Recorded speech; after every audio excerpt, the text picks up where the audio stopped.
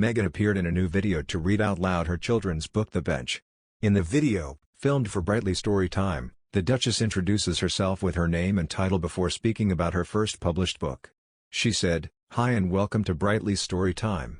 I am Meghan, the Duchess of Sussex, and today I am going to read you my book called The Bench. This is illustrated by Christian Robinson and I asked him to do something special for me and use watercolors, which isn't the normal medium he works with, but he did it to make this extra special. I hope you love the pictures as much as you love the words. I wrote this as a poem for my husband and our son, Archie, and then turned it into a book so you can enjoy it too."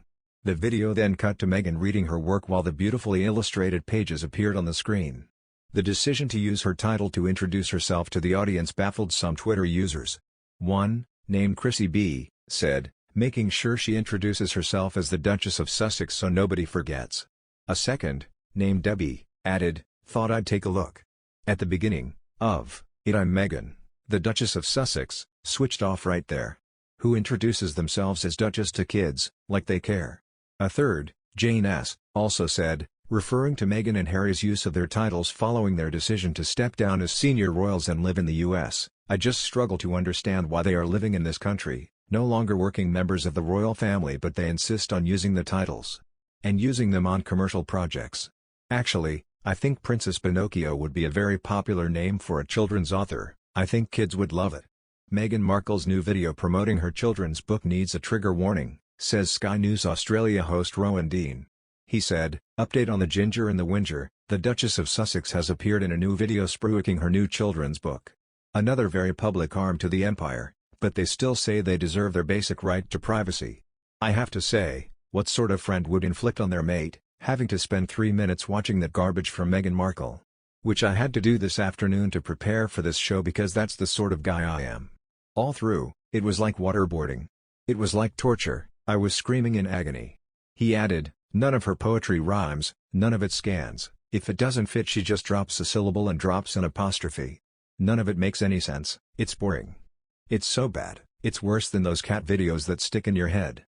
I've had it ringing in my head all afternoon, awful thing ringing in my head. Why did you do it to me? There should be a trigger warning on it, do not watch that thing. It's so bad, for your taste and mental well-being." Besides, Meghan Markle and Prince Harry left the royal family because they wanted to control the narrative, a royal expert has claimed. Commentator Tom Bauer made the frank comments to Closer magazine this week, telling them that isolation would be sad for the Duke and Duchess of Sussex, as well as their children Archie, 2, and Lilibet Diana, 4. He also said that he thought Meghan was stubborn, but would eventually decide to rebuild relationships with the rest of the firm for the benefit of the kids. Mr. Bauer commented, "I believe Meghan is a very stubborn person, but I think eventually even she'll realize that this isolated world she and Harry built for themselves was a poisonous choice.